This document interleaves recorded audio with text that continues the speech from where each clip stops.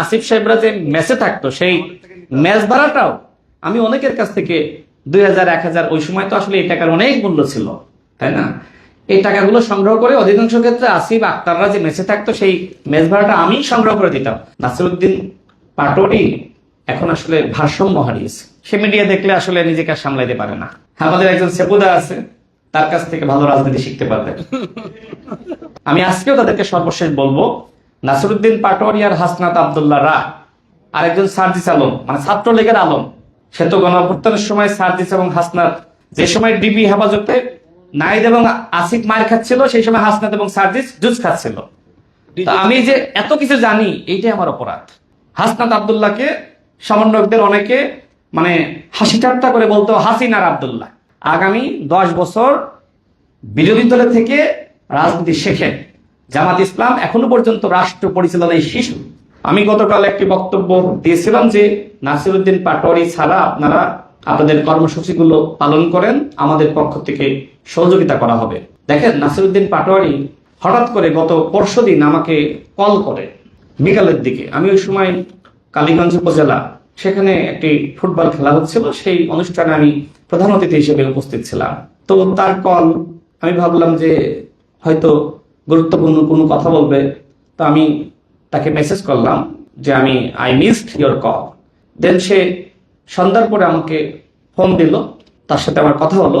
সে আমাকে বলছে যে ভাই, মানে আমি তার সিনিয়র, তো এই জন্য ভাই হিসেবে সম্বোধন করে বলছে যে আমি আজকে টেলিভিশন সাক্ষাৎকারে বলেছি আজকের পর থেকে আমি আসলে আর কথা বলবো না।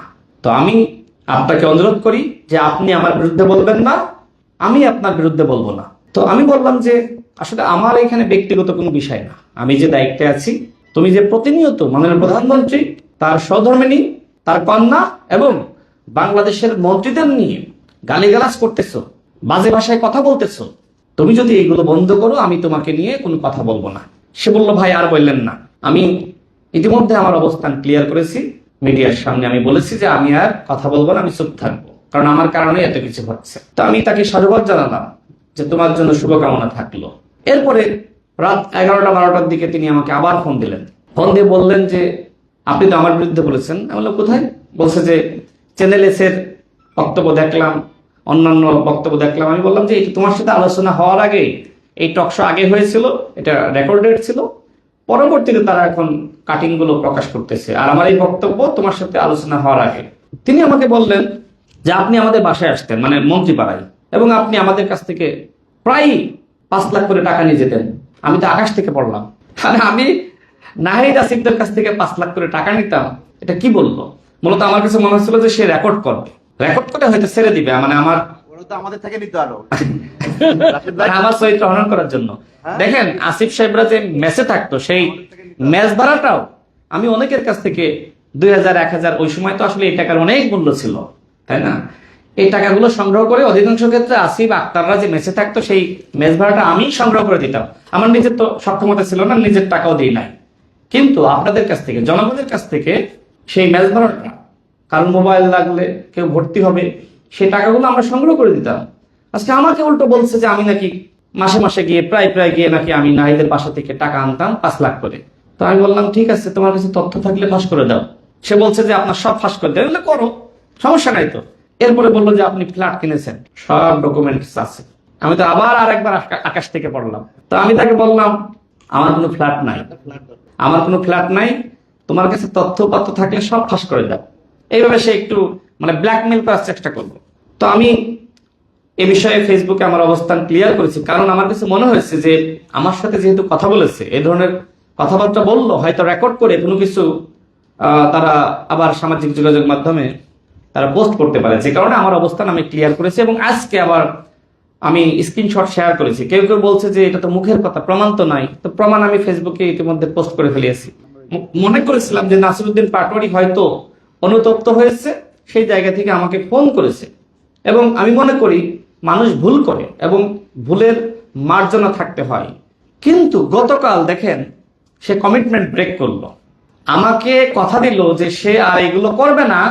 গতকাল কিভাবে মাননীয় প্রধানমন্ত্রীকে গালিগালাজ করেছে, বলে নাই? করছে তো, মানে কি ভাষায় কথা বলেছে এগুলো তো আমরা বলতে পারি না, যে কারণে আমি বললাম না। অর্থাৎ নাসিরউদ্দিন পাটোয়ারি এখন আসলে ভারসাম্য হারিয়েছে।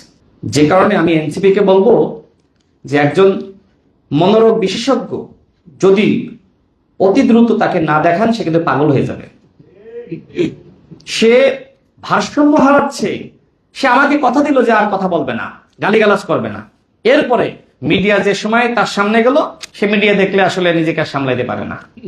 সে ভাবে যে আজকে যদি ভালো কথা বলি মিডিয়া তার প্রচার করবে না, গালিগালাজ করলে আমি ভাইরাল। তো আজকে আরেকজনের সাথে কথা হচ্ছিল, তিনি আমাকে বললেন যে একটি দেশের একজন মানে গুরুত্বপূর্ণ নেতা হয়েছেন, সিনেটর। তো তিনি খুব ভালো বলতেন, লিখতেন, কিন্তু তিনি আসলে মানুষের কাছে তার অবস্থান তৈরি করতে পারছিলেন না। এরপরে তিনি পর্ণ তারকা হইলেন, মানুষ এরপরে তাকে চিনল।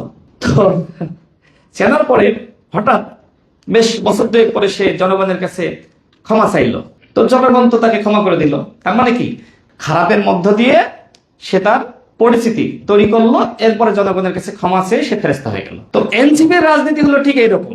ভাইরাল হওয়ার জন্য ওই পর্ণ তারকারা যেভাবে খারাপের পথে যাচ্ছে, আজকে এনসিপি গালিগালাজের পথে যাচ্ছে।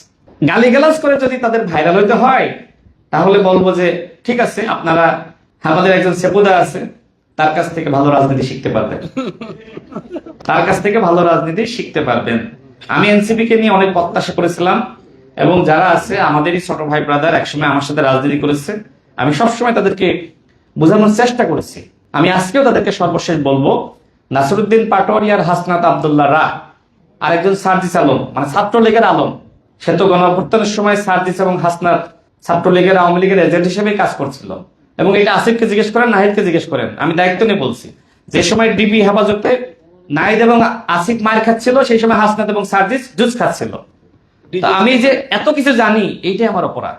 মানে গণঅভ্যুত্থানের সময় যেটা ফারুক ওয়াসিফ ভাই বলছিলেন যে সমন্বয়কদের মধ্যেও সমন্বয় ছিল না, অর্থাৎ নাহিদ এবং আসিফ চাচ্ছিল শেখ হাসিনার পতন, এবং হাসনাত এবং সার্জিস চাচ্ছিল যে কিভাবে হাসিনাকে রক্ষা করা যায়। সেই হাসনাত এবং সার্জিস আজকে বড় বড় কথা বলে জুলাইয়ের পক্ষের শক্তি হিসেবে দাবি করে, এটা তো লজ্জাজনক। হ্যাঁ, আসিফ, নাহিদ, বাকের মজুমদার বা নুসরাত তাবাসসুম, তাদের অনেক ভূমিকা আছে, স্যাক্রিফাইস আছে, তাদেরকে আমরা স্নেহ করি, শ্রদ্ধা করি। কিন্তু হাসনাত এবং সার্জিস গণঅভ্যুত্থানের পক্ষে শক্তি ছিল না, তারা কোটা সংস্কার আন্দোলন চেয়েছিল। আমার সাথে যদি কেউ ওপেন ডিবেট করতে চায়, আমি চ্যালেঞ্জ ছুড়ে দিলাম, হাসনাত এবং সার্জিস গণঅভ্যুত্থানের পক্ষে শক্তি ছিল না। 3 আগস্ট হাসনাত এবং সার্জিসকে প্রতিহত করার জন্য আসিফ মাহমুদ একটা টিমকে দায়িত্ব দিয়েছিল। আসিফ মাহমুদ ওই সময় সঠিক কাজটাই করেছিল, কিন্তু আসিফ মাহমুদ সব থেকে তার জীবনের বড় ভুল করেছে, গণঅভ্যুত্থানের প্রকৃত ইতিহাস রচনা করতে পারে নাই। একটি মিথ্যা এবং একপাক্ষিক ইতিহাস সে রচনা করেছে। কেন মিথ্যা বললাম? কারণ আপনি প্রকৃত সত্যকে জাতির সামনে উত্থাপন করতে পারেন নাই। নাহিদ ইসলামকে বলবো, প্রকৃত পক্ষে যদি জুলাইকে ধারণ করেন, তাহলে জুলাইয়ের প্রকৃত ইতিহাস, সেই ইতিহাস আপনি একজন মুসলমান হিসেবে, ইমানদার হিসেবে জাতির সামনে উত্থাপন করেন। আসিফ এবং নাহিদ যদি জুলাইয়ের প্রকৃত ইতিহাস জাতির সামনে উত্থাপন করেন, তাহলে হাসনাত এবং সার্জিস খলনায়ক হিসেবেই জাতির সামনে বিবেচিত হবে। আমি যে চ্যালেঞ্জ করে কথা বলছি, আসেন আমার সাথে ডিবেট করার জন্য। বহু তথ্য প্রমাণ আমার কাছে আছে। সমন্বয়কদের মধ্যে সমন্বয় ছিল না, এবং ঢাকা বিশ্ববিদ্যালয়ের একটি গ্রুপ ছিল, সেখানে প্রতিনিয়ত হাসনাত এবং সার্জিসকে নিয়ে সেখানে বলা হতো যে এরা হাসিনার দোসর। হাসনাত আব্দুল্লাহকে সমন্বয়কদের অনেকে মানে হাসি ঠাট্টা করে বলতো হাসিনার আব্দুল্লাহ। এখানে ওয়াসিফ আমি বলেছে যে 16 জুলাই শহীদ মিনারে সবাই লাঠিসোঁটা নিয়ে জড়ো হয়েছে। তো ছাত্রলীগ রাজু ভাস্কর্যের সামনে সেখানে জড়ো হয়েছে। ওই সময় লাইভ চলছিল, লাইভে দেখা গেল যে রংপুরে আবু সাইদ হত্যাকাণ্ডের শিকার হয়েছে, এবং চট্টগ্রামে ছাত্রদল নেতা ওয়াসিম সহ 6 জন হত্যাকাণ্ডের শিকার হয়েছে। একটা ভিডিও নিশ্চয়ই দেখবেন যে তুমি কি আমি কে, রাজাকার রাজাকার, কে বলেছে স্বৈরাচার স্বৈরাচার, এই স্লোগান দিচ্ছিল ছাত্রদলের নেতা, নামটা ভুলে গেছি, না একজন দিচ্ছিল, নামটা আমি ভুলে গেছি। তো ও স্লোগান দিচ্ছিল, আসিফ মাহমুদ পিছন থেকে গিয়ে ওকে থামাই। তো সাইড এই স্লোগান দিচ্ছিল, এই ভিডিও নিশ্চয়ই দেখেছেন, আসিফ মাহমুদ তাকে থামাই, যে এই স্লোগান দরকার নেই, তুমি কি আমি কে, রাজাকার রাজাকার, কে বলেছে স্বৈরাচার স্বৈরাচার। তার মানে কি? তার মানে ওই সময় পর্যন্ত আসিফ মাহমুদরা চাচ্ছিল কোটা সংস্কার আন্দোলন। কিন্তু যে সময় আসিফ মাহমুদ দেখলো এইভাবে 6 জন হত্যাকাণ্ডের শিকার হয়েছে, সেই সময় আসিফ মাহমুদ একটা গালি দিয়েছিল। গালি দিয়ে বলেছিল যে ওরা আমার ভাইদেরকে খুন করছে, ওদের রক্ষা নাই। সেই সময় তারা ক্ষুব্ধ হয়ে ছাত্রলীগকে প্রতিহত করার জন্য ওই যে বলল যে তারা কিন্তু রাজু ভাস্কর্যের দিকে যাচ্ছিল, কিন্তু সার্জিস আলম কি করলো, ছাত্রলীগের এজেন্ট, সে মিছিলটা ওইদিকে যাইতে দিল না। 6 জন হত্যাকাণ্ডের শিকার হলো। আর ওই সার্জিস আলম মিছিলটা ছাত্রলীগকে প্রতিহত করার জন্য নিয়ে গেল না। তারা যে ছাত্রলীগের এজেন্ট ছিল, এর থেকে বড় প্রমাণ আর লাগে? 19 জুলাই কি হয়েছিল? 19 জুলাই এত হত্যাকাণ্ড হলো, শহীদের রক্ত মারিয়ে আওয়ামী লীগের মন্ত্রীদের সাথে বৈঠক করলো। আপনার যদি ভয় লাগে, আমরা তো মানুষ, আমাদের ভয় লাগতেই পারে, মোবাইলটা বন্ধ করে আত্মগোপনে চলে যেতেন, কোনো সমস্যা ছিল না। আপনি কিভাবে আপনি এই আওয়ামী লীগের মন্ত্রীদের সাথে রক্ত মারিয়ে শপথ করলেন? আরেকটা ঘটনা বলি, আমি জুলাইয়ের এত ইতিহাস জানি তো, এই জন্য আসলে তাদের আমি শত্রু।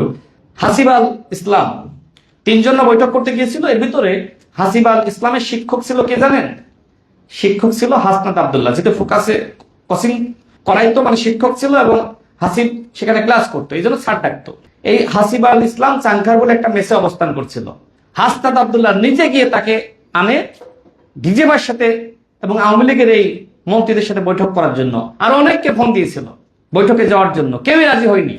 হাসনাত এবং সার্জিস ওই আওয়ামী লীগের সাথে বৈঠকে যাওয়ার জন্য অনেককে ফোন দিয়েছিল, কিন্তু কেউই রাজি হয়নি। তার মানে কি, সমন্বয়কদের একটা অংশ দেশপ্রেমিকের ভূমিকায় অবতীর্ণ ছিল, আর একটা অংশ আওয়ামী লীগের সাথে সমন্বয় করে আন্দোলনকে ব্যর্থ করার ভূমিকায় অবতীর্ণ ছিল। এটা জুলাইয়ের প্রকৃত ইতিহাস। যেহেতু জুলাই মাস, আসলে অনেক কথা জানি, বলতে হইল।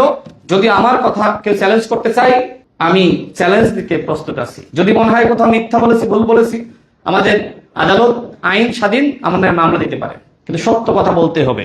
নাহিদ আসিফরা সত্য না বলতে পারে, কিন্তু আমি রাশেদ খান যে সত্য জানি সেটা আমাকে বলতে হবে, এটা আমার নৈতিক দায়িত্ব। কারণ জুলাইয়ের মির্জাফররা এখন বিএনপিকে হুমকি দিতেছে 7 দিনের মধ্যে পতন ঘটিয়ে দিবে, 1 মিনিটের মধ্যে পতন ঘটিয়ে দিবে। এত সস্তা নাকি জুলাই গণঅভ্যুত্থান? বিএনপির অংশগ্রহণ যদি জুলাই গণঅভ্যুত্থানে না থাকতো, এই বাংলাদেশে জুলাই গণঅভ্যুত্থান সফল হতো না। 31 জুলাই তার উদাহরণ দিয়েছি না? 31 জুলাই অনেকে প্রশ্ন করে যে বাংলাদেশের বর্তমান মাননীয় প্রধানমন্ত্রী, তার ভূমিকা কি? জনাব সালাউদ্দিন আহমেদ স্বরাষ্ট্রমন্ত্রী, তার ভূমিকা কি? আমাদের দয়া আপনারা প্রধানমন্ত্রী স্বরাষ্ট্রমন্ত্রী হয়েছেন। আরে বিএনপি দয়া করছে বলে এখনো পর্যন্ত রাজনীতি করতে পারতেছেন। বিএনপি যদি বাংলাদেশে ব্যর্থ হয়, কোথাও প্রোগ্রাম করতে পারবেন? আওয়ামী লীগ যদি ফিরে আসে, তার মানে আপনাদের জন্যই বিএনপির বিরুদ্ধে এই মিথ্যাচার, প্রপাগান্ডা, গালিগালাজ বন্ধ করা উচিত। হ্যাঁ, বিএনপি তো 16 বছর ঠিক আছে, আমরা নিপীড়ন, গুম খুনের শিকার হয়েছি, আমরা তো টিকে ছিলাম। কিন্তু আওয়ামী লীগ ফিরলে হ্যাঁ, বিএনপি আবারও হয়তো জুলুমের শিকার হবে, কিন্তু আপনারা কি রক্ষা পাবেন? আজকে বিএনপির পতন ঘটিয়ে আপনারা ক্ষমতায় আসতে চান। জামাত ইসলামের এমপিদের পারফরমেন্স দেখেন নাই? 6 জন এমপির ইতিমধ্যে আমরা দেখেছি তাদের পারফরমেন্স। জামাত ইসলাম এই যে সংসদে তাদের যে ভূমিকা, রাষ্ট্র চালাইতে পারবে? জামাত ইসলাম বাংলাদেশে ক্ষমতায় আসলে 1 সপ্তাহ রাষ্ট্র চালাইতে পারবে না, এটা মানুষ বুঝে গেছে। সুতরাং আগামী 10 বছর বিরোধী দলের থেকে রাজনীতি শেখেন। জামাত ইসলাম এখনো পর্যন্ত রাষ্ট্র পরিচালনায় শিশু, বড় হন। বলছি না যে কখনো ক্ষমতায় যেতে পারবেন না, শিশু থেকে তো বড় হইতে হয়। তো জামাত ইসলাম রাষ্ট্র পরিচালনার ক্ষেত্রে যদি অভিজ্ঞতা বলেন, তাহলে সেক্ষেত্রে একটি শিশু দল। সুতরাং বড় হইতে সময় লাগবে। বিএনপি অতীতে দায়িত্ব পালন করেছে, বিএনপি অতীতে সফলভাবে রাষ্ট্রের সংস্কার করেছে, যেটা আমাদের মারুফ মল্লিক ভাই বলছিলেন, আমি তার লেখার একজন ভক্ত। তিনি বলছিলেন যে এই বাংলাদেশে যে সংস্কার হয়েছে সেটা শহীদ প্রেসিডেন্ট জিয়া রহমানের হাত ধরে, পরবর্তীতে যতটুকু বাস্তবায়ন হয়েছে সেটা দেশনেত্রী বেগম খালেদা জিয়ার হাত ধরে। বাংলাদেশকে নিয়ে এখন নতুন ভাবে স্বপ্ন দেখছেন বাংলাদেশের নির্বাচিত প্রধানমন্ত্রী জনাব তারেক রহমান। তার স্বপ্ন, তার ভিশন, তার মিশন, রাষ্ট্র পুনর্গঠনে তার যে সংকল্প, এটি বাস্তবায়নে আমি দেশের মানুষকে এগিয়ে আসার আহ্বান জানাচ্ছি।